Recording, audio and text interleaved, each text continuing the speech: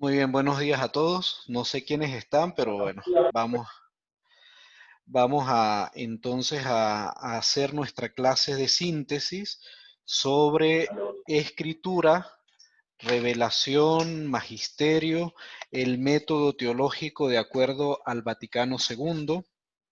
eh, y vamos a tratar algunos elementos esenciales para que ustedes tengan en cuenta para su examen de síntesis. Y además hay cosas que ustedes seguramente deben recordar porque esto pues es un tema que a lo largo de la carrera de teología se hace referencia, especialmente con relación al Vaticano II.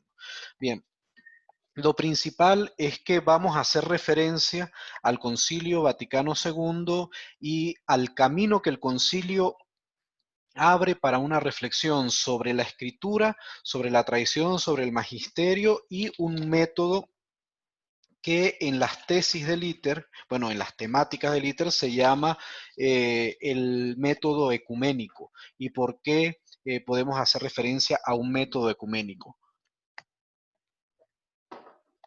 Bueno, en primer lugar, vamos a hablar sobre revelación.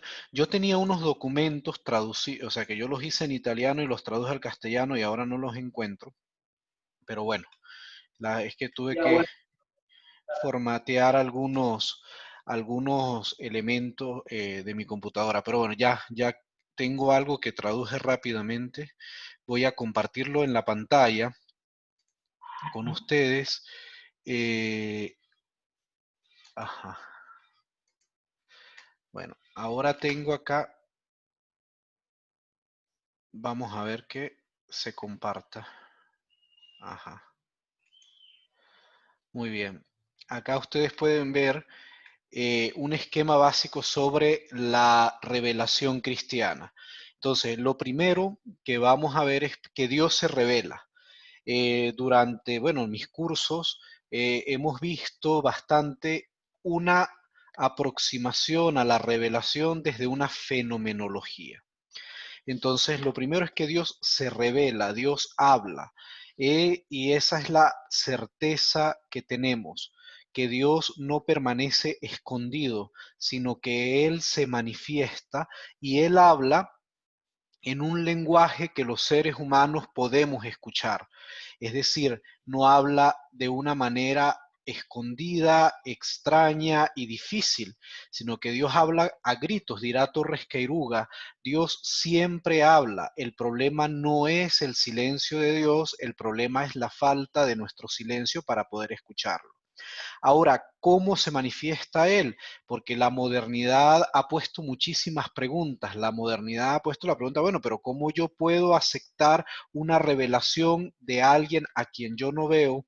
¿Cómo puedo yo aceptar una palabra que viene de una autoridad que no es mi propia razón, sino que es externa? Entonces se han generado muchos conflictos con relación a la revelación. ¿Es posible una revelación que no tenga que ver con el ser humano?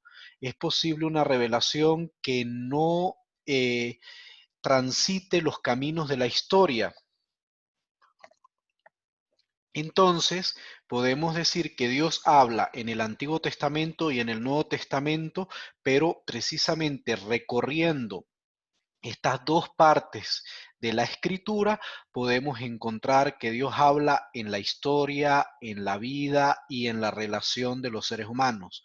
Entonces, es palabra hecho carne, especialmente en Cristo. Esto es esencial para nuestra comprensión de la revelación como cristianos.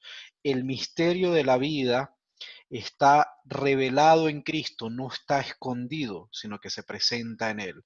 Entonces eh, tenemos aquí que está, bueno, la revelación en los primeros siglos, pues siempre podemos hacer un recorrido histórico, pero en este momento pues no tenemos el tiempo para hacer un recorrido histórico de la revelación en los padres de la iglesia, de la revelación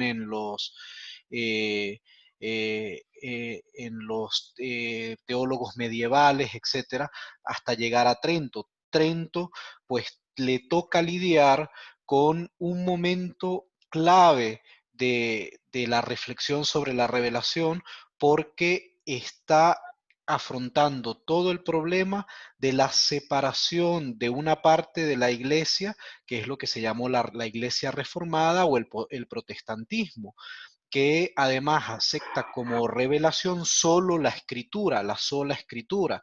Entonces eso el catolicismo lo va a entender o no. Hay en el catolicismo una revelación solo la escritura. Entonces comienza a plantearse una tesis de dos fuentes que veremos cómo van a ser eliminada esta reflexión de dos fuentes de la revelación en el Vaticano II, que sería la escritura y la tradición, como dos fuentes distintas, o sea, la escritura y la tradición. Claro, a Trento le toca afianzarse en la tradición y reconocer la tradición como parte esencial de la relación del mundo con Dios y para respetarla, y de hecho Trento hace un gran constructo de la revelación en cuanto a tradición, y bueno, tiene toda una serie de fórmulas y una serie de esquemas que pone en marcha y que hasta hoy en día siguen funcionando de diferentes maneras. Algunos ya se han mostrado pues caducos, pero en el momento en el que Trento fue promulgado y fue realizado, fue un gran acontecimiento, muy innovador, muy moderno, entonces en ese sentido. Ahora, vámonos a unos siglos después de Trento, al racionalismo, al ateísmo, el positivismo y fideísmo. O sea, ¿qué sucede? Hay una atmósfera en el siglo XIX que cuestiona este concepto de revelación. Pues la cuestiona por lo que yo ya les he dicho ahora. O sea, si en los países europeos de la Europa cristiana eh, se cuestiona a la autoridad del rey, eh, pues qué se puede hacer con la autoridad eh, de, de la iglesia. Pues no se puede hacer otra cosa que cuestionarla también. O sea, ¿por qué yo voy a aceptar algo que no viene de mi racionalidad, sino que viene de una imposición o que viene de una tradición en el sentido como imposición? Bueno, entonces nacen las preguntas. ¿Qué es la revelación? Es posible que haya una revelación, es posible que el ser divino se muestre y hable de una manera humana, es posible que el infinito entre en lo finito, entonces se cuestiona la divinidad de Jesús, nacen las ciencias sociales, nace la antropología de una forma moderna, etcétera. Y luego la pregunta, ¿puede el hombre acoger esa revelación? O sea, ¿qué tiene que hacer el hombre? Entrar por unos caminos de misterios, es decir, como los griegos que hacían cultos y ritos extraños para poder entrar en trances, etcétera. ¿Es eso lo que hace que se reciba una revelación o tener una condición previa extraordinaria? Lo que puede ocurrir como muchas personas, no solo en la religión cristiana, sino en otras que entran en una especie de trance porque tienen, podríamos decirlo en el lenguaje de las cuestiones mistéricas venezolanas, o incluso yo creo que en Colombia también te dice, tiene materia. Ah, usted tiene materia, es decir, usted tiene una capacidad extraña y distinta a los demás seres humanos para recibir y captar lo que está alrededor espiritualmente, de un mundo espiritual. ¿Es esa la revelación cristiana? Entonces, solo algunos seres humanos la pueden recibir y otros no. Luego, la pregunta que está aquí, ¿es pública o es privada? O sea, ¿es pública en el sentido que se da abierta a todos los seres humanos o se da solo a un grupito, a unos videntes, a los que hacen un camino de penitencia, de ascesis y de estudios también? Se ponen a leer unos libros, eso por ejemplo se ve mucho en la masonería, que es un camino gnóstico, gnoseológico, o sea, leer libros, o sea, yo por leer unos libros ¿puedo recibir la revelación? Entonces, estas preguntas son acuciantes y son las que nos ponen a reflexionar. Entonces, tenemos un Vaticano primero. ¿Cuál es el propósito de la revelación según el Vaticano primero? Esto es completamente esquemático, porque el Vaticano I tiene dos documentos y uno de ellos, que es la Dei Filius, que ese es el resumen aquí de DF, Dei Filius, es sobre la revelación cristiana para hacer frente a todas estas preguntas. Entonces, en la Dei Filius, ¿qué dice? Propósito de la relación, conocido como conocido de un decreto eterno. O sea, conocido un decreto eterno, disculpen que esto fue una traducción, eh, la revelación salida de la doctrina de la existencia de Dios, de la verdad de la creación. Entonces, ¿qué pasa? Hay un decreto para el Vaticano I, esto lo voy a acomodar, que viene de la revelación, viene de arriba, hay un decreto eterno, un plan de Dios, y por eso la Dei Filius comienza con que la revelación se da en la creación. Ese es un tema muy discutido cuando se ve soteriología, salvación, salvación y creación. Dios crea para la salvación y ya en la creación se revela. Luego también hay un conocimiento sobrenatural. Dios es conocido de manera sobrenatural o supernatural. ¿Qué quiere decir esto? Que Dios es conocido por una forma de conocimiento que sobrepasa la racionalidad. Recuerden que en el Vaticano I este era el tema que se discutía, lo natural y lo sobrenatural, y que sigue hoy discutiéndose lo racional y lo irracional. Entonces, ¿es la fe algo irracional? El Concilio Vaticano I dirá que no. Eh, entonces, habrá desconocido sobrenatural o naturalmente. Ahora, la persona es débil de esta dimensión de la soteriología es trinitaria, o sea, la dimensión trinitaria y de la salvación en el Vaticano I es débil. ¿Por qué? Porque se centra en lo nociológico. ¿Es posible o no conocer a Dios?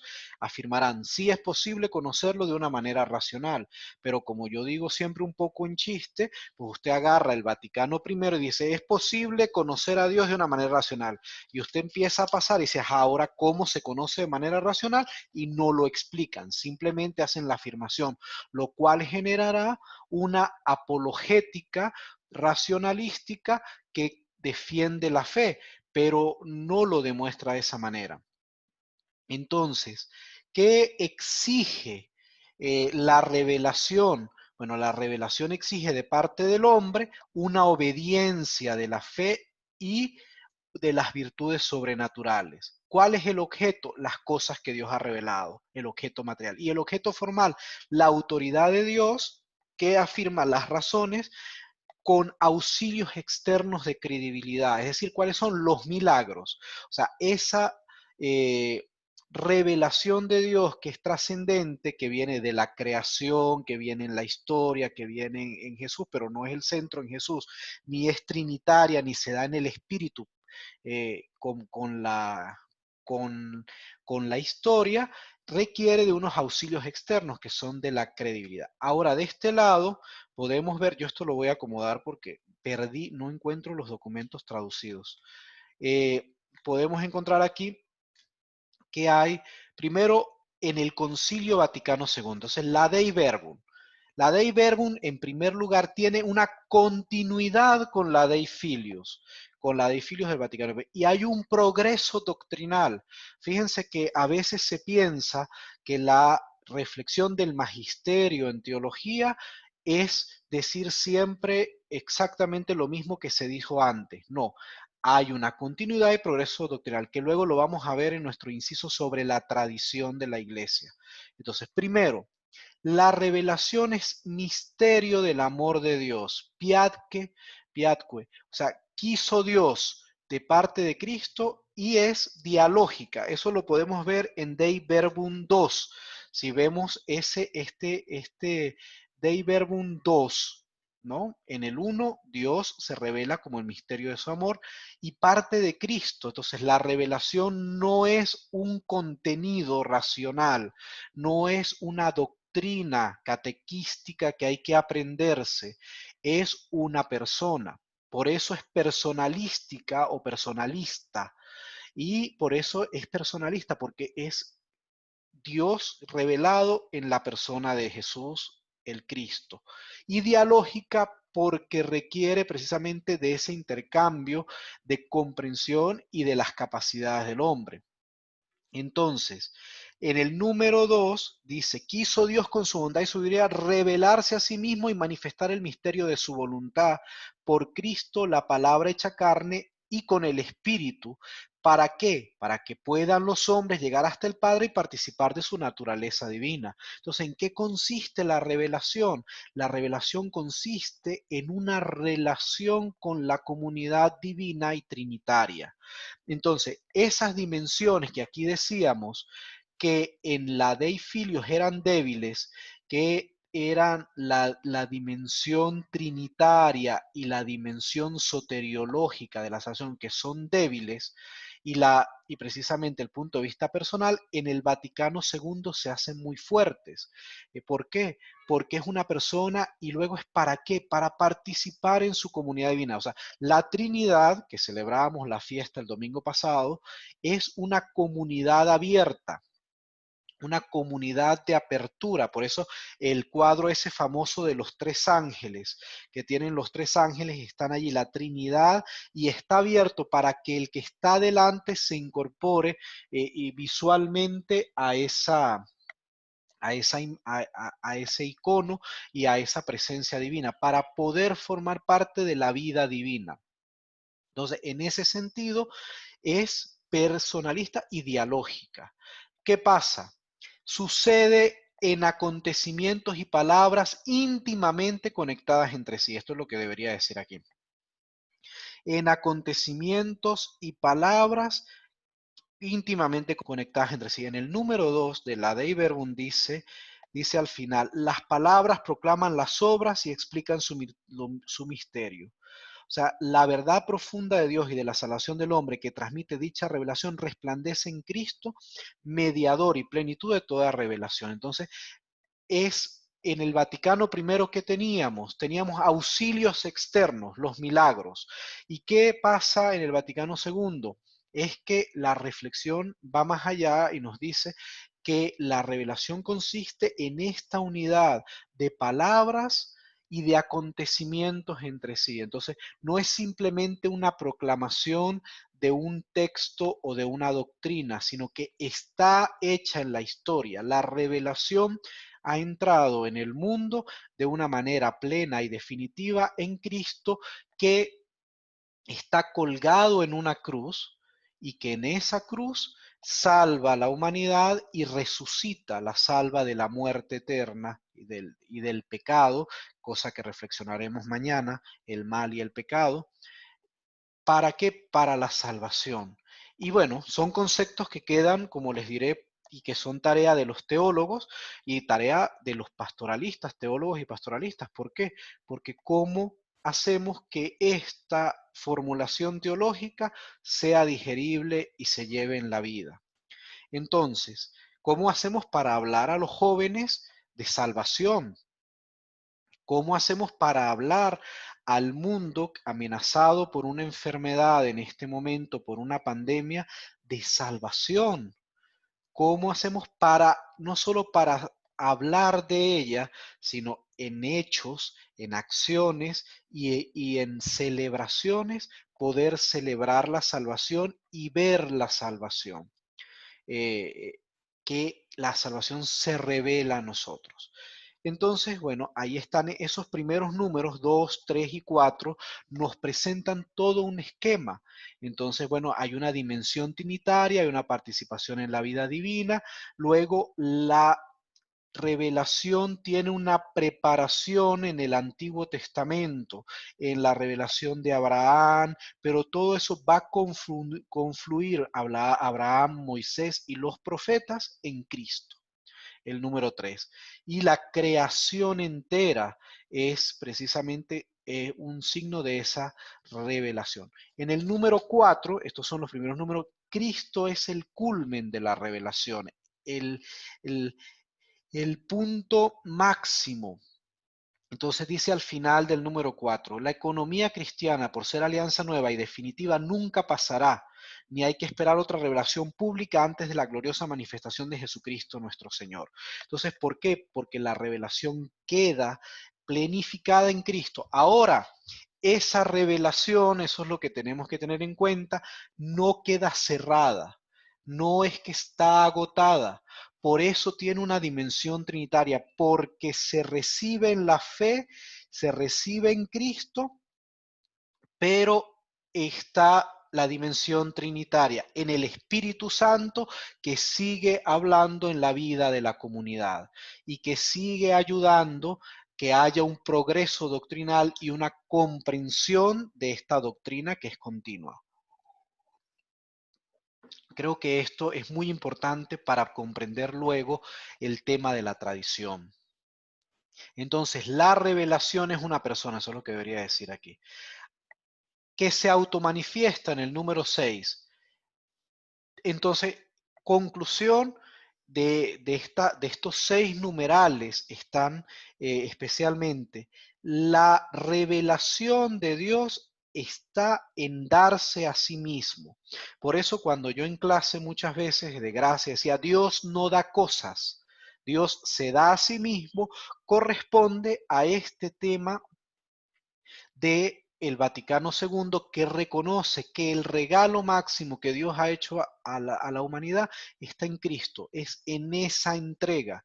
El Padre que se entrega y que entrega a su Hijo, que escoge en una libertad liberada seguir el camino de su Padre en una entrega a los seres humanos hasta la cruz por consecuencia de vida y de predicación frente a los poderosos del momento, es el mayor regalo de Dios. Por eso es para la salvación. Entonces, todos los hombres en la condición presente de la humanidad pueden conocer con absoluta certeza y sin error las realidades divinas que en sí no son inaccesibles a la razón humana. Entonces, en este último punto del número 6 de Dei Verbum se conecta con Dei Filius. ¿Por qué? Porque la revelación primero no es ante la pregunta que teníamos arriba, ¿es pública o privada? Es pública, es accesible a todos los hombres y no es contraria a la razón. ¿Qué hace esta proposición? Hace que la teología fundamental y la teología se vuelva hacia el ser humano, se haga humana. ¿Por qué? Porque si es razonable, tiene que ser importante para el ser humano. Entonces, por eso podemos ver todos los intentos de la teología de la liberación y de las teologías contemporáneas de decir algo que es significativo para el ser humano. ¿Por qué? Porque en el misterio de Cristo se revela plenamente al hombre, como dirá Gaudio en el Spes 22. Cristología y antropología revelan la vocación del hombre. Entonces, Cristo revela, revelador y verdad revelada, se autocomunica, pero ¿qué hace? Revela al hombre su verdadera identidad. Entonces, por eso Cristo es, Jesús es paradigmático, es paradigma y arquetipo, arquetipo como el primero, como hijo de Dios.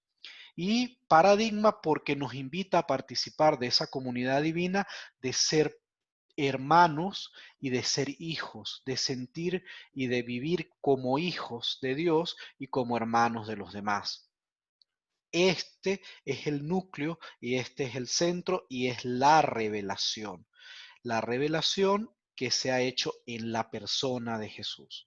Entonces, la revelación es acogida. ¿Por qué? Porque es recibida, pero a la vez es una autocomunicación, es un regalo que se recibe, no una doctrina para aprender.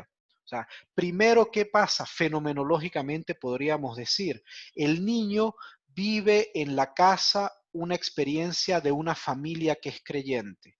El niño vive de la caridad de la familia, del amor que hay entre ellos, de las relaciones de comunión que hay entre ellos. Vive también de la experiencia de que se cometen errores, pero se perdona y se sigue adelante.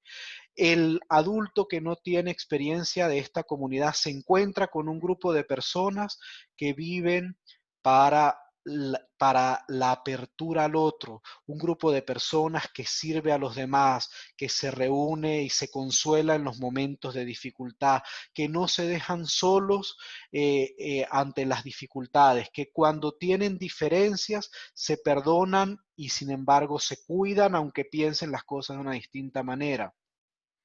Entonces, esa es la fe, un regalo, no una doctrina que hay que aprender, no un catecismo que hay que aprender de memoria. Ahora, como dice, las palabras son importantes, o sea, como podríamos decir, si hay una relación de amistad, si hay una relación amorosa, las palabras y los gestos son importantes, porque no es simplemente decir yo amo o yo quiero a una persona, sino que yo lo demuestro, pero también lo digo en palabras, lo muestro, ¿no?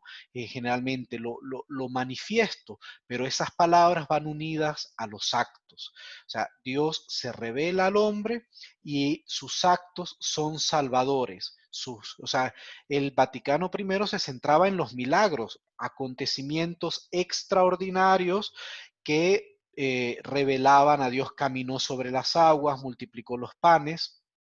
El Vaticano II dice hechos y palabras, sigue hablando de acontecimientos extraordinarios, pero son acontecimientos extraordinarios como la resurrección de Jesús que precisamente muestran la revelación de Dios, ¿no? Entonces, ¿cuál es el reto? Pensar la revelación de una manera específica, pero inclusiva. ¿Por qué? Porque ahí viene el otro punto. Está la Unitatis Redintegratio, que es el documento sobre el ecumenismo, y en la Unitatis Redintegratio hay un número, el número 11, que habla de la forma de expresar y exponer la doctrina de la fe. Entonces podemos poner aquí Unitatis Redintegratio 11, pueden ver acá abajo. Entonces, específica pero inclusiva. O sea, ¿qué quiere decir? Por mucho tiempo se ha pensado la revelación como exclusiva, extra ecclesia nulla salus, que puede ser entendido de algunas maneras y ha sido entendido como eso. Si tú no la piensas como yo, no puedes caber aquí, ¿no? O sea, no se piensa con un modelo trinitario, tres personas distintas, un solo Dios verdadero, pero las tres distintas. O ¿cuántos evangelios hay? Uno. Ah, pero en cuatro escritos distintos, uno dice que Jesús subió a la montaña, otro dice que Jesús bajó de la montaña y dijo las bienaventuranzas. Entonces, ¿quién dice verdad? ¿Subió o bajó? Bueno, son dos perspectivas distintas, pero de un acontecimiento esencial. Entonces, cuatro formas, diversidad, pero en una unidad. Luego, intención cumplida, una revelación que ya está cumplida, pero es histórica, se sigue dando. Por eso se hablará también en el Vaticano II de signos de los tiempos. Es decir, ya está cumplida, pero la historia sigue mostrándonos dónde está Jesús, dónde está Dios.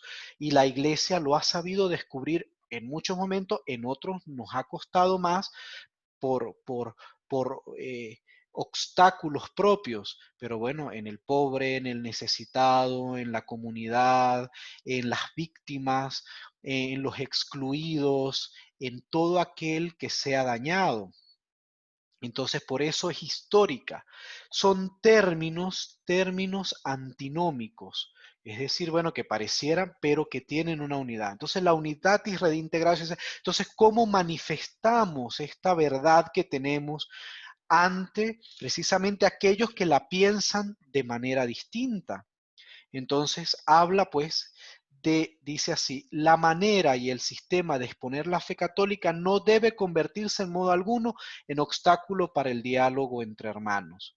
O sea, exponemos la fe católica, pero no puede ser un obstáculo, porque es un modo, está colocando entonces la teología como mediación, las expresiones como mediaciones de una fe única. Pero al mismo tiempo la fe católica hay que exponerla con mayor profundidad y con mayor exactitud, con una forma y un lenguaje que la haga realmente comprensible a los hermanos separados. O sea, exactamente, un lenguaje que es abierto. Aparte de este diálogo ecuménico, los teólogos católicos afianzados en la doctrina de la Iglesia, al investigar con los hermanos separados sobre los divinos misterios, deben proceder con amor a la verdad, con caridad y con humildad. No es yo tengo la verdad, tú tienes el error. Ese ya es un punto de inicio que no va a llevar a ningún lado. Al comparar las doctrinas, sigue el número 11 de Unitatis Redintegratio, recuerden que existe un orden o jerarquía en las verdades de la doctrina católica, ya que es diverso el enlace de tales verdades con el fundamento de la fe cristiana. De esta manera se prepara el camino por el que todos, animados por esta fraterna competencia, se estimularán para un conocimiento más profundo y una exposición más clara de las irrastreables riquezas de Cristo. Entonces, ¿cuál es aquí el elemento que después ha tenido mucha cola, que ha sido muy complicado, que hay que interpretar, que hasta ahora el Papa Francisco fue que se atrevió a decir que incluso en la doctrina moral hay jerarquía de verdades? Bueno, es este tema.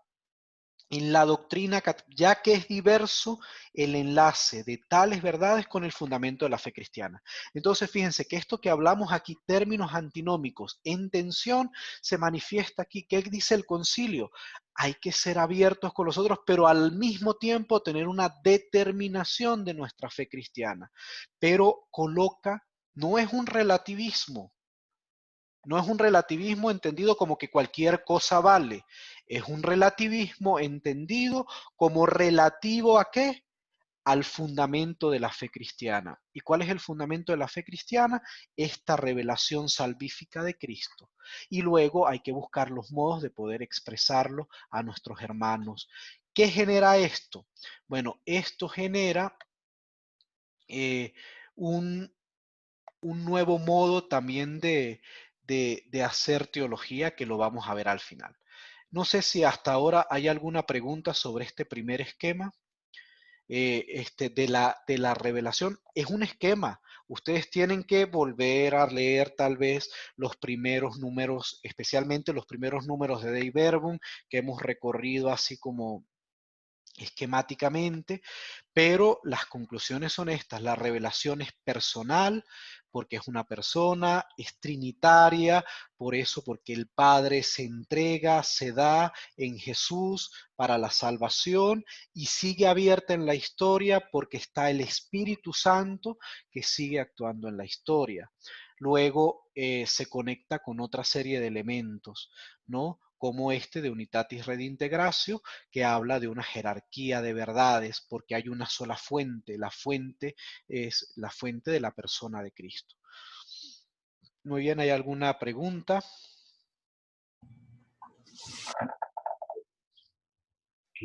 No, profe, ahí estamos. Está haciendo bien, vamos entendiendo bien el esquema que nos está planteando. Ok, fíjense, muy bien. Ok, vamos a ver ahora un esquemita. Quiero compartir con ustedes ahora entonces un esquema para poder entrar a la escritura y a la tradición. Vamos a ver dónde está, compartir pantalla. Un nuevo paradigma teológico, creo que es este. A ver, no, este no es.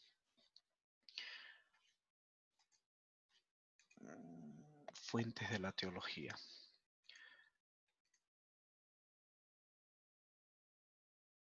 Fuentes de la teología.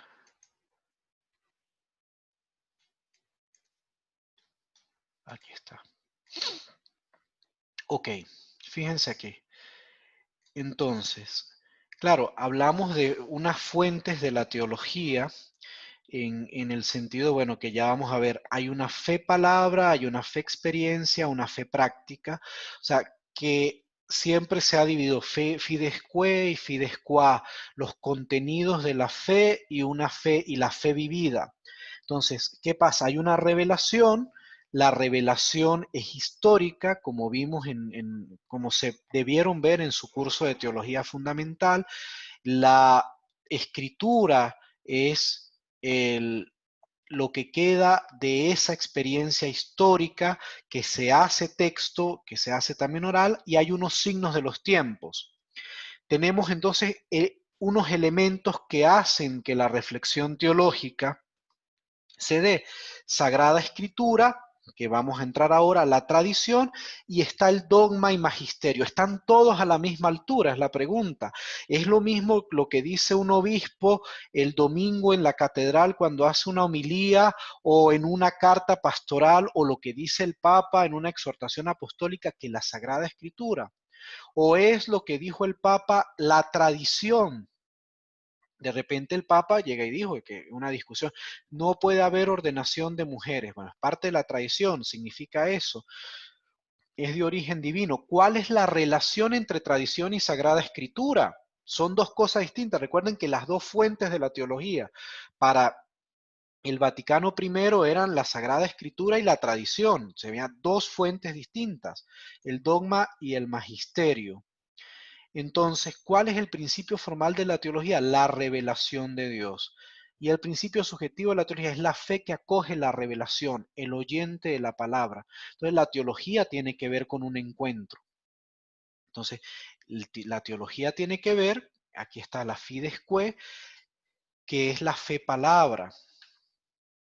Esta es la Dei Verbum 2, que ya la habíamos citado, lo que habíamos dicho de que con hechos y palabras y con la historia se da la revelación de Cristo. Y vamos a ver entonces, esto se los voy a enviar, pero es para que veamos un poco todo lo que tiene que ver con la fe fides quae, que es la tradición, la experiencia, porque están, como decir, los contenidos, pero no son contenidos, es una persona. ¿Y cuál es lo que se vive, la fides quae? Que es una experiencia y de Dios. Entonces, en realidad es una sola fe.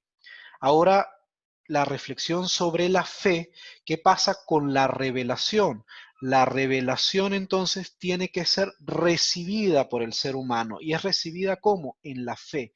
La fe no entendida como la aceptación de una doctrina, sino la fe reentendida como un modo de relación, porque si la revelación es personal y es relacional, la fe es también relacional, es decir, es un modo de habérselas con la vida, con la realidad. Eso es la fe. Entonces, no es que yo recibo una verdad nociológica, Dios es amor, la acepto y ya eso no significa que uno la pueda vivir. Yo sé que Dios es amor porque he experimentado el amor o porque tengo posibilidades de experimentarlo, no porque conceptualmente tenga la claridad de lo que es el amor. Entonces, ¿cómo recibimos la revelación? Ya vimos que el Vaticano II dice que a través de la historia y a través de los textos de la escritura también. Pero bueno, vamos a ver ahora un esquema que yo quiero que veamos sobre escritura y tradición y magisterio. Un momento.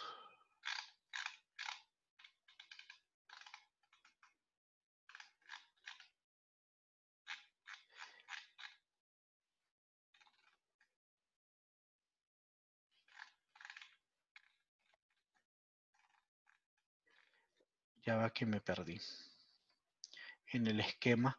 Vamos a hablar entonces sobre la relación de la escritura, de la Sagrada Escritura, con el Evangelio. Ajá.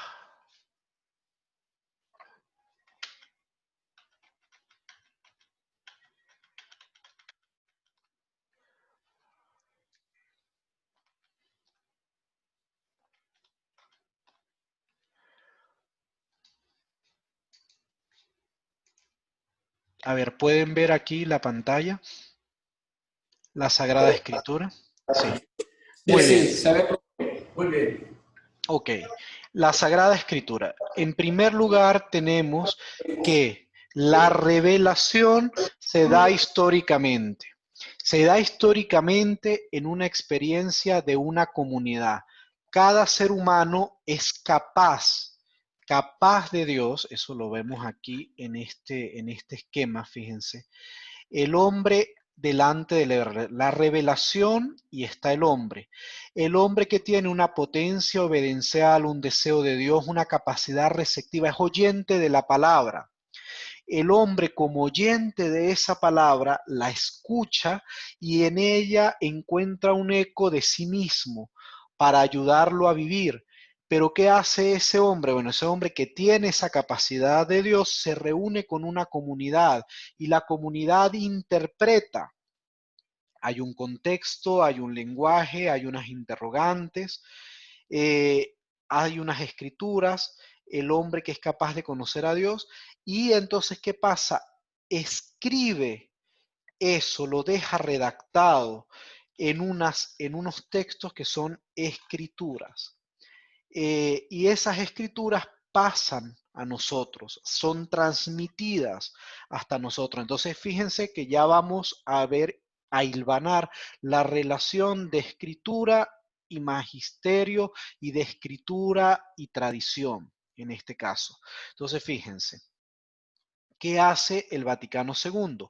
La palabra está inspirada por el Espíritu Santo. Hay una verdad y la verdad y esa palabra tiene un autor. El autor que es inspirado por Dios. La inspiración no es entendida como que Dios toma posesión del autor y le quita toda la libertad. Al contrario, la inspiración significa una guía en libertad. Entonces, por eso de acá tenemos la doctrina católica desde el Vaticano I al Vaticano II que trata estos temas. Hay una teoría de la inspiración instrumentalista, es decir, Dios agarra y como que posee al autor. Y entonces el autor pierde su conciencia, pierde su libertad, entra como una especie de trance. Es como a veces se señala en algunas sectas religiosas, y fue arrebatado por Dios y estuvo durante días escribiendo y escribiendo como una especie de locura. Bueno, no es simplemente instrumentalista, es profética en el sentido de que anuncia la realidad como va a venir, es literaria porque tiene un estilo, un género, es poesía, es historia, entendida como se entendía en el Antiguo Testamento, eh, es crónica, etcétera. Es literaria. Y es eclesiológica, ¿en qué sentido? En que es hecha por una comunidad y es avalada por una comunidad. La comunidad la acepta. Entonces, ¿qué hace? ¿Dios es autor? Sí. ¿Protege la interpretación? Hay una verdad absoluta, hay unos géneros literarios, hay una verdad histórica y hay una verdad para nuestra salvación. Entonces, hay unos niveles. Entonces, por eso, ¿qué pasa con la escritura? Entonces, la escritura comprendida como verdad absoluta tiene una posibilidad de ser interpretada. ¿Por qué? Porque fue escrita en un género literario, en un momento histórico determinado, y por eso hay una interpretación, hay un método histórico crítico, ¿no? Entonces, es todo un círculo de relaciones lo que vemos. Aproximación bíblico-teológica. Bueno, hay un carácter fundante y fundacional, pedagógico, histórico, neumatológico, testimonial y existencial. Entonces, el autor inspirado por Dios, que está en el fondo de eso, vive en un contexto histórico, vive en un momento, tiene unas experiencias, va descubriendo a Dios en la historia, lo plasma, la comunidad eclesiológicamente, no se refiere solo a Iglesia Católica, que después definirá un canon, porque también los judíos tienen una dimensión comunitaria de conjunto, aceptan que esa revelación escrita es viene de Dios y es aceptada por la comunidad, y la comunidad luego se autointerpreta a partir de ella, en el Espíritu Santo. Entonces, ¿por qué? Porque esta palabra, esta escritura, sostiene la vida y la fe de la iglesia. Ahora, el sentido de la escritura es múltiple. Hay un sentido espiritual, un sentido literal, un sentido pleno, un sentido teológico. No es lo mismo leer un texto de la escritura en un momento histórico determinado que leerlo en otro. Como me decían mis profesores de Sagrada Escritura en Bogotá, que no era lo mismo que una persona escuchara las prostitutas nos precederán en el reino de los cielos, que irse a meter en el centro de Bogotá, en la 19, donde están las prostitutas, y que ellas escuchen esa palabra y digan, nosotras los vamos a preceder a ustedes en el reino de los cielos. Eso suena muy distinto en ese contexto. ¿Por qué? Porque tiene otro sentido, porque está en otro lugar, está siendo leído en otro momento y encierra una verdad. La verdad salvífica de los más pequeños y de los más sufrientes, pero comprendida de otra manera. Entonces, el Vaticano II nos abre a esta pluralidad, y después del Vaticano II es que puede darse esta interpretación del método de la historia de la Sagrada Escritura con métodos histórico-críticos. Tal palabra filológicamente significa esto, fue escrita en tal momento y en ese momento se consideraba tal cosa. Por ejemplo, poder entender de manera histórico-crítica palabras de los evangelios, de que si fueron dichas o no fueron dichas por Jesús, etcétera, tiene un sentido histórico, un sentido teológico, pero también podemos preguntarlo. Cuando Jesús dice, no traigo una paz como la de este mundo, ¿cómo lo vamos a entender? Vine a traer la división, vine a ponerlos unos contra otros. Bueno, hay un contexto histórico. ¿Quién traía la paz en el universo de Jesús? La paz romana. Y Jesús dice, no, no es esa mi paz es otra, no es la paz romana, pero eso ¿cómo se entiende? A través del contexto histórico.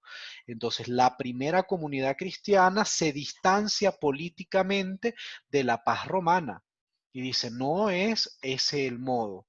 O el contexto dice del Evangelio de Juan, no se adorará a Dios ya aquí cuando está hablando Jesús con la samaritana, sino en espíritu, en verdad, ni en Samaria, ya, ese es un contexto histórico, la relación con el templo, ¿no? Y la libertad religiosa para la relación con el Padre.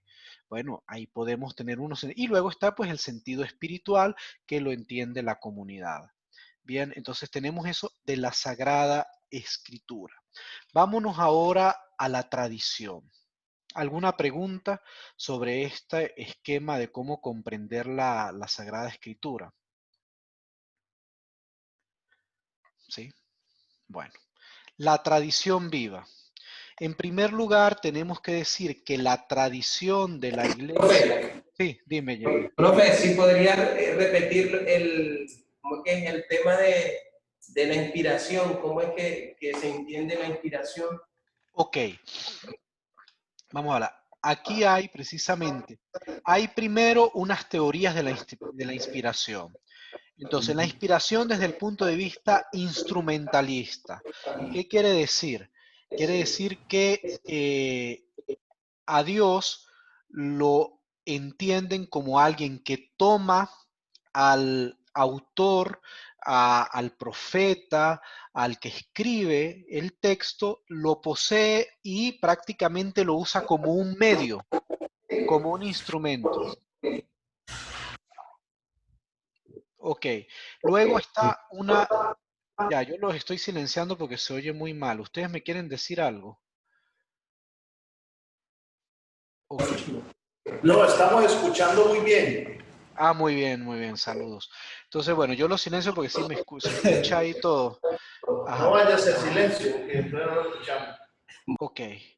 Entonces, la teoría de la inspiración profética es esto: el profeta ve una realidad, como decir Jeremías, ve que el pueblo está separado de Dios, o Isaías, el deutero Isaías al final, ve que el pueblo está eh, tendiendo más hacia los dioses paganos porque sienten que el Dios de Israel los ha liberado. Entonces, ¿qué hace? Habla en el nombre de Dios, pero a partir de lo que ve, es como, no es solo que Dios lo toma, sino que Dios lo le invita a predicar y a decir la verdad a su pueblo. Luego está una inspiración literaria, ¿no? Entonces yo me inspiro, escribo, pero sin anular mi voluntad y por supuesto, es que si anulamos esto decimos, bueno, ¿quién escribió el Pentateuco? Moisés. Bueno, pero Moisés escribió incluso sobre su propia muerte. Eso sería muy literal, muy instrumentalista. Luego sería también muy literal, no literario, literal. Literaria en el sentido en que se usan géneros para poder expresar lo que dice, lo que se quiere decir y lo que se quiere transmitir. Y eclesiológica en el sentido en que no es un consenso por votación, sino que el espíritu que inspira actúa en la comunidad, lo que luego en el Vaticano II se llamará sensus fidei fidelium. Entonces, pero la escritura, que es resultado de una experiencia comunitaria, dice, bueno, la comunidad, esto lo vamos a reseñar. O sea, vivimos el éxodo, salimos de Egipto. Esto es una experiencia colectiva. Esa experiencia colectiva eclesiológica es una experiencia de Dios. Vimos cómo de noche encendía una llama en el cielo que nos iluminaba para seguir caminando. Vimos cómo de día ponía una sombra sobre nosotros. Esa es una experiencia comunitaria eclesiológica. Entonces, no se puede negar que los textos sagrados están inspirados por Dios, pero la inspiración es precisamente algo que viene de Dios y pasa por las condiciones humanas. ¿Está más claro eso? Sí, profe, sí, gracias. Muy bien. Por eso, en el centro está el Espíritu Santo, está la verdad y está el autor. O sea que la escritura tiene todos esos elementos. Bien. De todas maneras, ustedes pueden usar ahí muchísimas más bibliografía y pueden profundizar sobre eso. Entonces vamos a hablar sobre la tradición. La tradición ya es un tema mucho más complejo porque se presta a muchísimas interpretaciones y equívocos. O sea, se considera la tradición precisamente como una fuente de la teología y no como algo que está al lado de la escritura. Entonces, dos fuentes, escritura, una de tradición. Pero como les he ido explicando, la escritura es resultado de la tradición. O sea, un texto se repite de manera oral muchas veces, la comunidad lo asimila y luego lo escribe. En los evangelios que vemos, se transmite que Jesús pasó por el mundo haciendo el bien, hizo tal cosa, se cuenta, pero el acontecimiento salvífico de que muere y resucita por nosotros se transmite hasta que 60 años después se escribe la escritura y la comunidad la acepta y dice, esto nos define y esto es lo que debemos transmitir a los demás. Entonces, la tradición, ¿qué es? La tradición es una transmisión. Eh, ¿Qué es lo que, fíjense, hay un texto que les voy a enviar después a Halvik de Karl Rahner que se llama Escritura y Tradición. Y entonces dice, ¿qué es el cristianismo en última instancia? Dice Rahner, sin duda es la verdad de Dios, de ese Dios que nos salva, que nos es revelada y que se nos predica. Pero esta verdad de salvación no se nos reveló en forma de principios doctrinales o de texto de catecismo. O sea, fíjense, esto lo dice Rahner para que después dicen, no, que el padre está contra el catecismo. No, no, no, este es un teólogo de la Iglesia Católica, Karl Rahner. Dice, no se nos transmite o de texto, sino que sucede en un acontecimiento. La verdad salvadora no es ni más ni menos que esto, el acontecimiento por excelencia, la libérrima decisión de Dios de salvarnos. Y este suceso no podía ser deducido a priori de ninguna doctrina. Por esto solo llegaremos a enterarnos de este hecho si Él mismo nos alcanza a nosotros en nuestras coordenadas históricas, espacio-temporales, y si nosotros lo llegamos a experimentar. Revelación originalmente es pues un hecho de Dios que irrumpe en nuestra concreción histórica, hecho que no excluye, sino que incluye como el elemento constitutivo la palabra. Fíjense, la revelación incluye la palabra está en el centro de la revelación porque es histórica. Y este suceso invadió nuestro espacio y nuestro tiempo hace 2000 años, cuando la palabra se hizo carne. La palabra se hizo carne en el seno de María y cuando más tarde bajó a Poncio Pilatos. Y luego este acontecimiento salvador no solo tuvo lugar entonces, sino que ha de llegar hasta nosotros ahora. O sea, Jesús muerto bajo Poncio Pilatos, que se encarna en la Virgen María, que muere, que resucita para nuestra salvación, que se aparece a sus discípulos, que fue hace 2000 años, pero debe ser transmitido y debe ser llegado hacia nosotros. ¿Y cómo es transmitido? En la tradición y luego en la Eucaristía como la actualización constante y de ese mismo acontecimiento, de ese misterio pascual. Pero hay un único evento salvador, la muerte y resurrección de Cristo, que va caminando hacia adelante en la historia y alcanzando toda la humanidad. Entonces, ¿qué es la tradición? La tradición no es un depósito simplemente. La tradición no es un depósito. La tradición es el modo de transmitir esta verdad de la escritura. Entonces, la relación entre escritura y tradición no es de dos aspectos distintos, sino que es intrínseca, porque la escritura surge de la tradición. Es una elaboración de la tradición de la comunidad, de la inspiración de Dios, aceptada por la comunidad, vivida por la comunidad. Es el plasmar en un texto escrito la experiencia de ellos. Esto es un sentido muy profundo. Entonces, ¿qué es la escritura? Es pues la palabra concreta de la iglesia viviente. Es la palabra de ese Cristo aceptado por la generación apostólica y una palabra concreta que se entrega hacia adelante para toda la humanidad. Y se entrega y esa entrega, ¿quién la hace? La iglesia viviente de cada época que a la vez que presenta la escritura atestigua su ser sagrado, su naturaleza inspirada. Por eso la inspiración es ese origen sagrado de la naturaleza, de la escritura. Y su contenido en una extensión, en un canon que fue definido. Entonces, tradición y escritura son un resultado que está siempre junto, ¿no? Para poder transmitir hacia adelante esta experiencia salvadora. Entonces, eso es lo primero que tenemos que entregar. La tradición no es que hay un depósito, imagínense que atrás hay un depósito y ahí vamos echando. Bueno, ahora resulta que la tradición es que nos vestimos de jean y franela, y antes era de sotana y cinturón y de sombreros raros. Entonces, bueno, tradición, entonces la tradición la echamos acá. Entonces, cargamos al que viene de que tiene que vestirse de jean y franela, y el que viene dice, no, pues no, ya el jean y franela pasó de moda, hay otro tipo de... Entonces, quedamos con esa duda. ¿Eso es la tradición? No.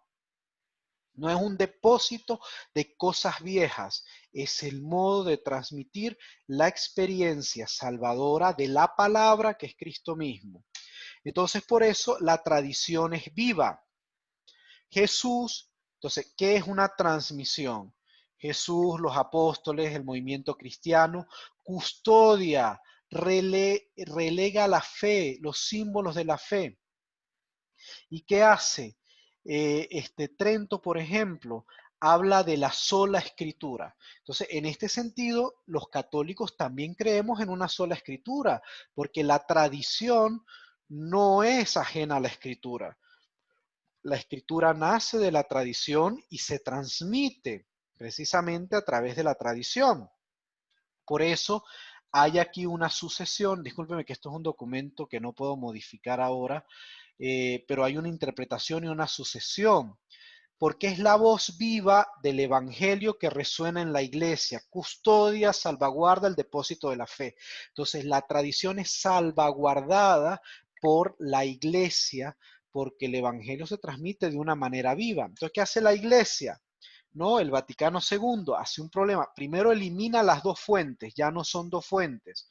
Transmite, conserva, no se habla de dos fuentes, tradición y escritura están intrínsecamente relacionadas, no son algo distinto. Entonces, vamos a ver, escritura, tradición, porque luego el magisterio no es una fuente tampoco de la teología, eso lo vamos a ver ya finalmente. No es una fuente de teología, el magisterio está al servicio de la escritura y de la tradición. El magisterio aclara la escritura, aclara la tradición, la predica y transmite la tradición. Ahora, ¿qué sucede? ¿Que la tradición es solo lo que dice la escritura? No.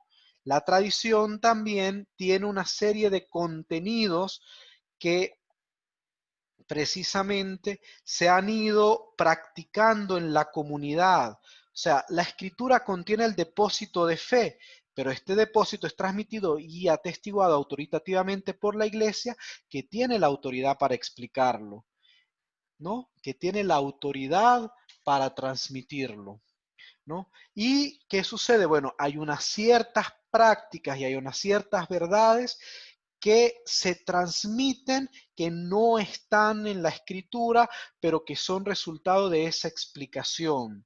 La fe de la iglesia se mantiene en este principio, en esta conciencia, que se entrega a cada hombre cuando la iglesia le entrega su propia realidad. Entonces, la tradición no solo se transmite en doctrinas, no, la tradición se transmite en Profe, prácticas, ¿sí?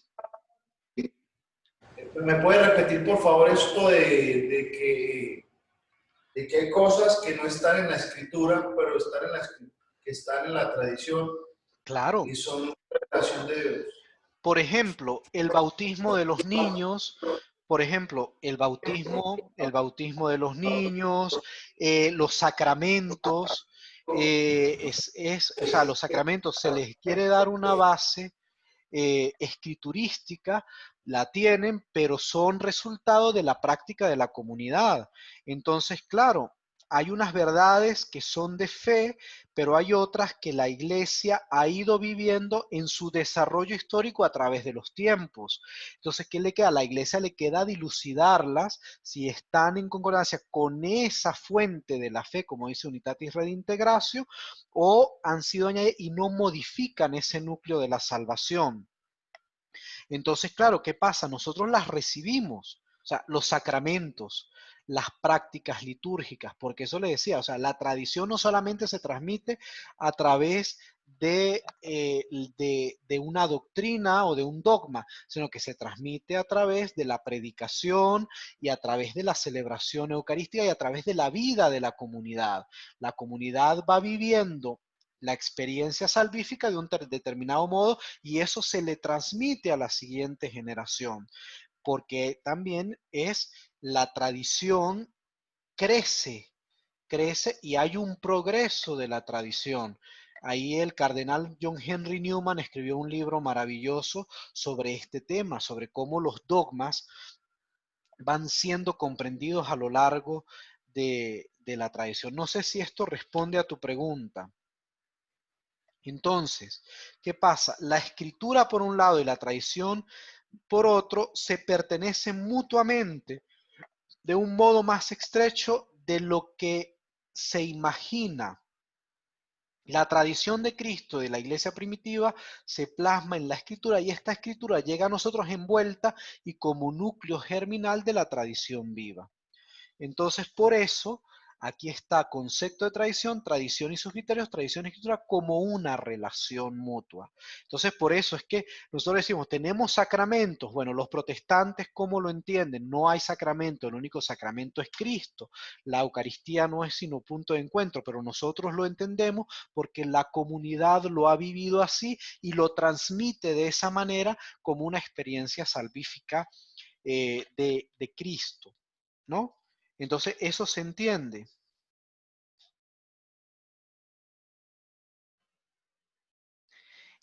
En la iglesia existe, dirá Ranner, este artículo lo deben leer porque les va a aclarar mucho, ¿sí? Sí, sí. Sí. Muy bien. Fíjense. Dice, en la iglesia existe un verdadero desarrollo doctrinal por el que se profundiza y se esclarece el dogma. Y aunque en la escritura se contuviera todo el dogma, este no alcanzaría su desarrollo si no contara con la tradición viviente, que lo va desenvolviendo. Existe pues una autoridad formal de la tradición o por lo menos una función explicativa de la tradición sobre la escritura. ¿Qué quiere decir? Bueno, la tradición explica, no actualiza. Ha sido también la que nos ha testimoniado la naturaleza y canon de la escritura y en este sentido nos ha aportado por lo menos estas nuevas verdades no contenidas en la misma escritura. En este sentido, la tradición es fuente y norma material constitutiva de nuestra fe. En este sentido, pero en continuidad con la escritura. Bueno, también hay un artículo del cardenal Casper que nos va a decir, eh, eh, nos va a decir cómo podemos actuar en la escritura. Disculpen.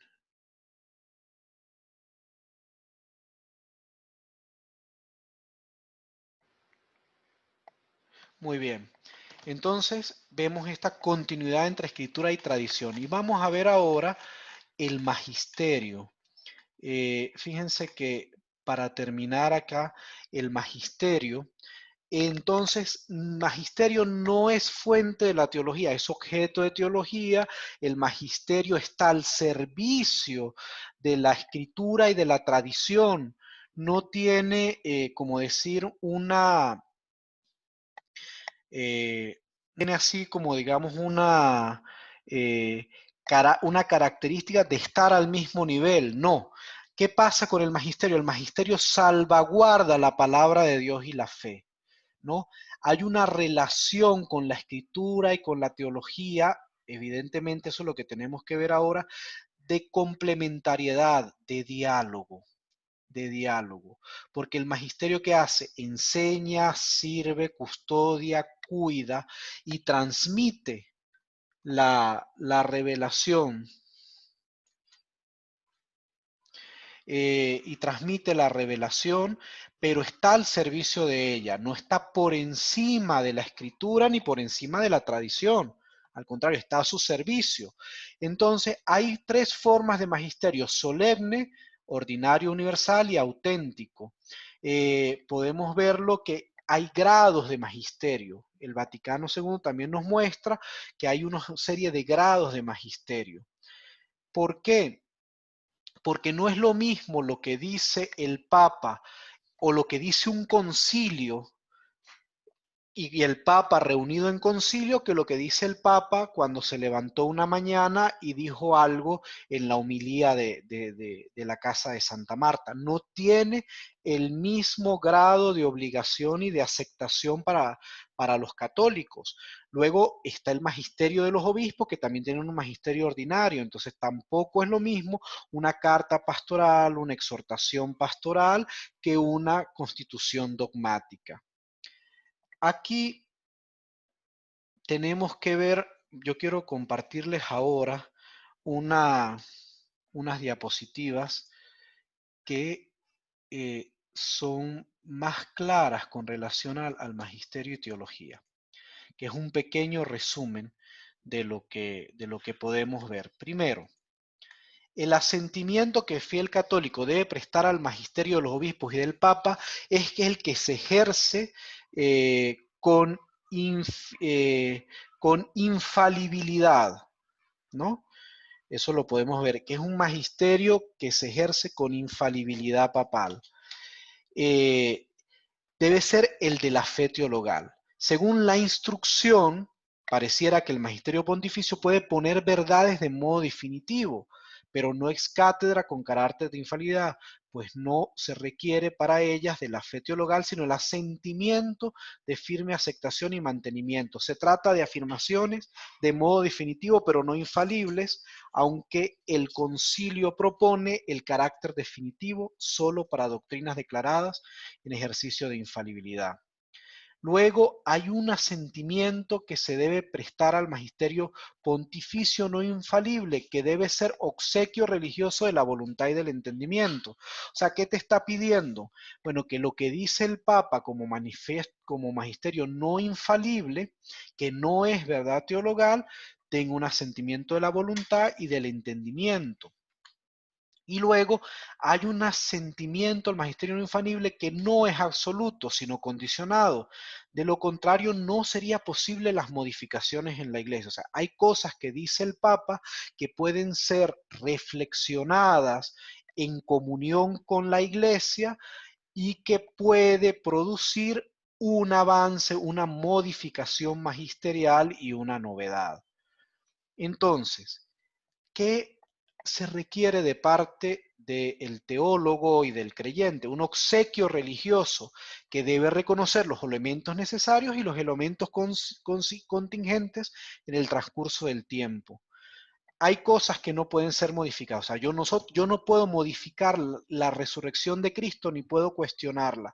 Puedo profundizar, puedo reflexionar sobre ella, puedo transmitirla pastoralmente de una manera, pero no puedo negarla porque toca el núcleo de la fe, ¿no? Pero ¿qué sucede? Hay interpretaciones y hay cuestiones que han sido declaradas por el magisterio de la iglesia que con el transcurso del tiempo sí pueden ser modificadas porque hay toda una serie de grados. Tampoco se puede ignorar que este magisterio puede haber elementos contingentes junto con proposiciones seguras, lo que implica que con el tiempo, cuando se llegue a un discernimiento suficiente, será necesario aceptar proposiciones posiblemente diferentes que se asumen a un momento dado. Hay proposiciones sobre las prácticas pastorales, sobre la liturgia, que no son tema dogmático que no se pueda transformar. Es como, por ejemplo, una vez estábamos en una clase y empezamos a hablar de la Eucaristía y el profesor dijo, bueno, nosotros hemos decidido celebrar la Eucaristía de tal manera. Y un estudiante le dijo al profesor, no, no lo hemos decidido, estamos diciendo las mismas palabras de Jesús.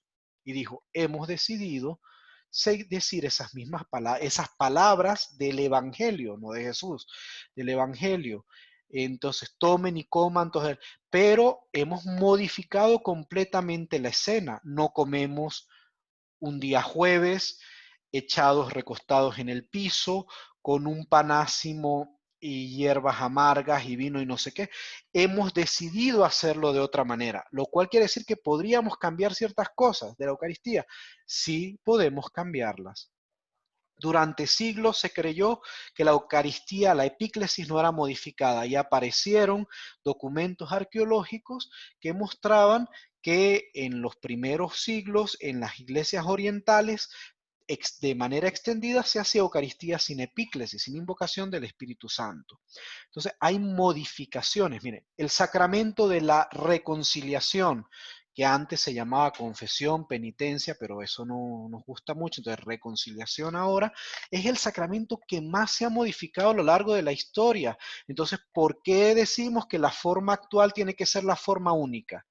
Perdónenme, pero estudien un poco de sacramento de reconciliación y se darán cuenta cómo ha sido lo más diverso a lo largo de la historia. Y esta forma de confesión personal es una forma de los últimos siglos y no siempre ha sido así. Entonces, bueno, ¿qué es lo sustancial del sacramento? ¿Qué es lo que? Porque si no, no habría modificación y podemos perder lo sustancial si no modificamos lo accidental. Este obsequio religioso con tales características no significa asumir que el magisterio de la Iglesia se puede engañar habitualmente en sus juicios prudenciales o no goza de la asistencia divina en el ejercicio integral de su misión. Tampoco implica esto una relativización de los enunciados de la fe. Estas apreciaciones son confirmadas por el cardenal Ratzinger en la presentación de la instrucción. Conviene a este respecto una aclaración final. Cuando en la práctica algunos teólogos fieles católicos presentan su obsequio religioso al magisterio, teniendo en cuenta las aclaraciones mencionadas, hay quienes se lanzan a interpretar su posición de un disentimiento de la doctrina no infalible, o sea, que un teólogo puede pensar de manera distinta a unas doctrinas que no son infalibles. ¿Para qué? Para poder lograr un progreso y un diálogo, y por eso todo el tema de la unitatis redintegratio, de la jerarquía de las verdades, nos ayuda a producir esta reflexión. No se trata de un disentimiento en el sentido estricto del concepto como lo presenta en la instrucción, sino de una forma de vinculación del asentimiento distinta a la que se presta el magisterio infalible. Lo que en la instrucción y en su presentación el cardenal Ratzinger explica que puede ocurrir frente a pronunciamiento del magisterio ordinario. Muy bien. Yo no voy a seguir porque estas son como las conclusiones esenciales. Teología y magisterio tienen funciones distintas porque si tuvieran la misma función, una de las dos instancias debe desaparecer. Y obviamente para la vida de la iglesia el magisterio es esencial, entonces desaparecería la teología.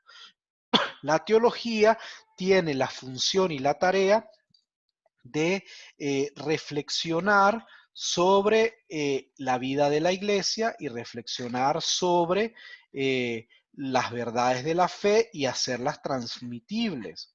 El magisterio tiene la función y la autoridad, perdón, de conservar y de transmitir y de enseñar las verdades de la fe.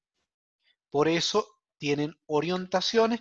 ¿Y qué pasa? El magisterio tiene un poder que debe ser acatado y debe ser asumido de acuerdo al nivel de sus afirmaciones, de acuerdo a las obligaciones o a los grados que se muestra en el Vaticano II y en la instrucción de la congregación, de la Comisión Teológica Internacional sobre el magisterio en la vida de la Iglesia. Ese es el tema que estamos aquí tocando.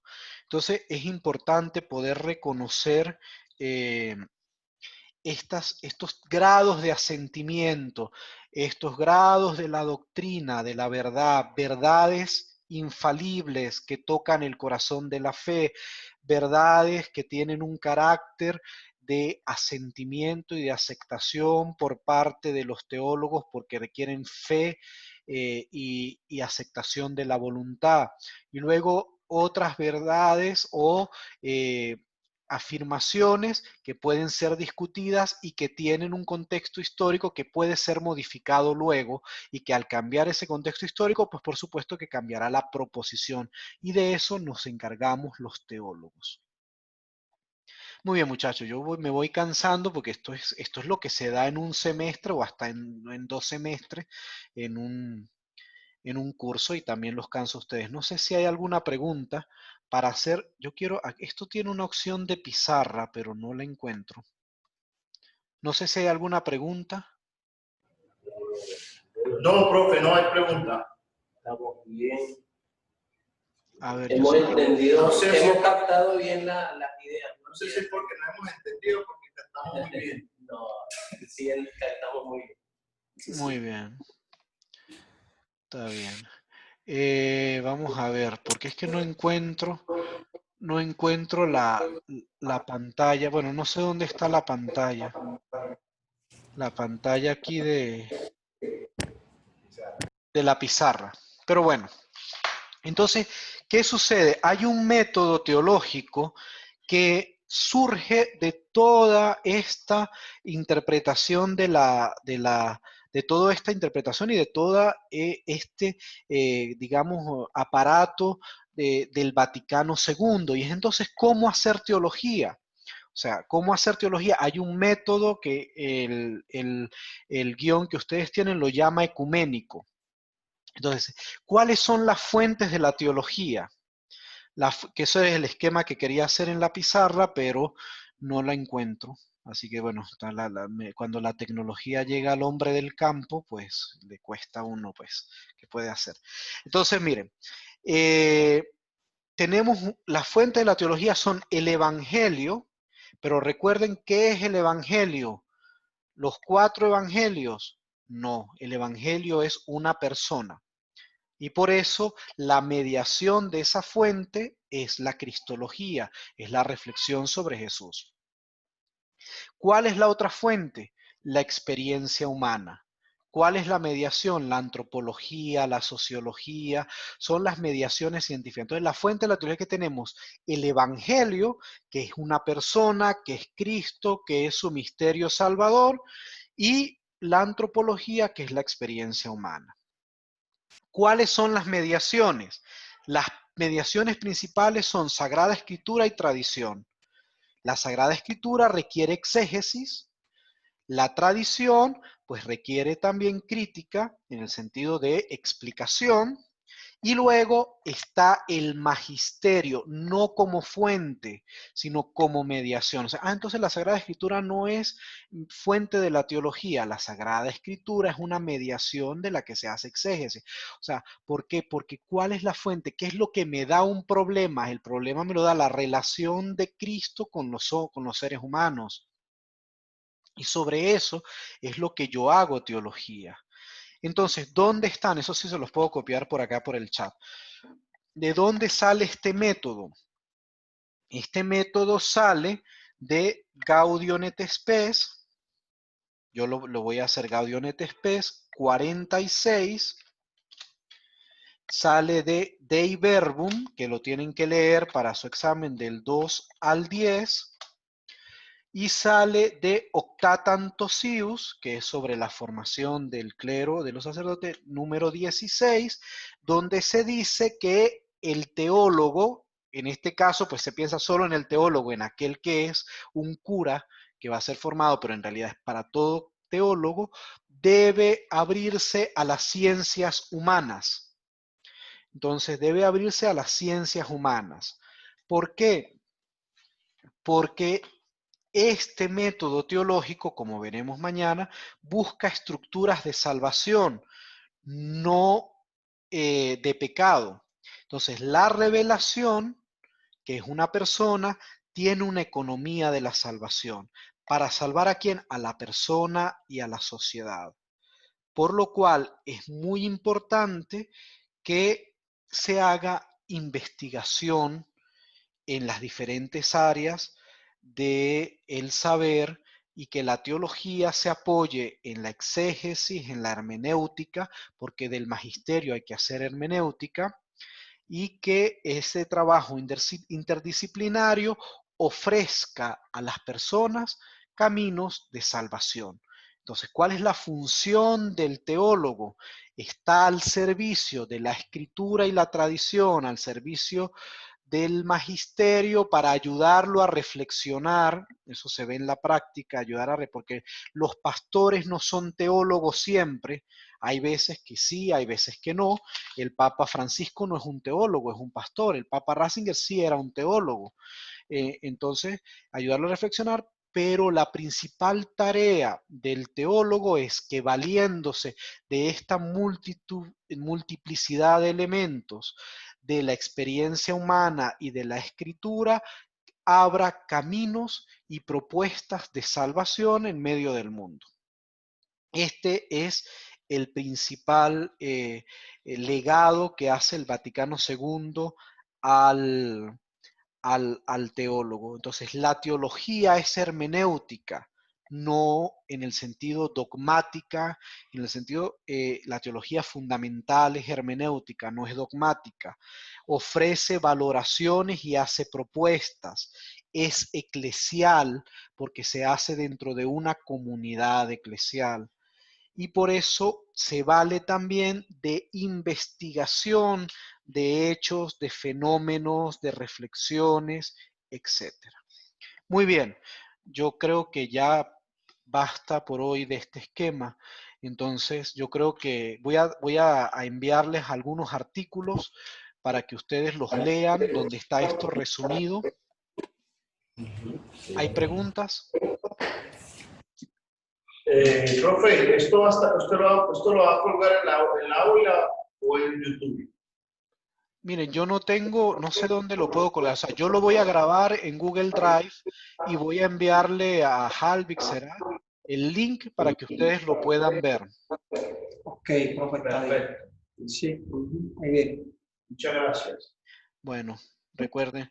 Entonces, bueno, no sé si hay alguna pregunta, pero bueno, todo quedará grabado, incluso el chat y todo esto, y le mandaré una serie de artículos que, bueno, para que se instruyan en la reflexión, porque a veces una de las cosas que nos vemos mañana de todas maneras para el tema de pecado y gracia, que con ustedes pues ya estuvimos un semestre hablando de eso, así que lo que voy a hacer es una síntesis esquemática de los aspectos esenciales del tema para poder abordarlos, ¿no?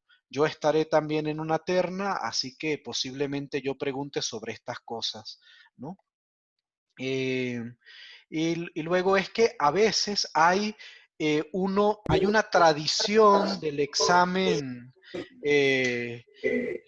este final, que es que hay un manual o un cuestionario que alguno del ITER hizo hace 20 años, que fue muy bueno, y ustedes todos se lo leen completo y lo único que saben es eso. Entonces yo me encuentro con que ese manual fue muy bueno, dijo unas líneas, entonces ustedes andan con ese cuestionario leyéndose como si ese va a ser el cuestionario que uno le va a preguntar. Entonces tengan cuidado con eso, porque hay una serie de reflexiones que hemos hecho aquí y que se hacen en los documentos que el cuestionario no contiene. Entonces no crean que por aprenderse un cuestionario viejo de alguien que lo hizo, ustedes van a tener ya las respuestas del examen. ¿Bien? Porque además, este tema de teología fundamental es nuevo. Eso está incluido recientemente. En los últimos años no estaba. ¿Bien? Bueno, Sí. Muchas gracias. Profe, muchas gracias, señor.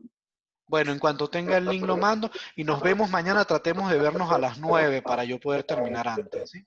Ah, ok, sí, Ok, señor, está sí, bien. señor. Bueno, Bueno, padre, saludos al saludos, Alberto ahí, Saludos, profe. saludos, Alberto. Alberto. Gracias, Nos vemos profe. mañana. Nos vemos mañana. Hasta el Zoom llegó tarde, Alberto. Bueno, tendrá la grabación. Dale, sí.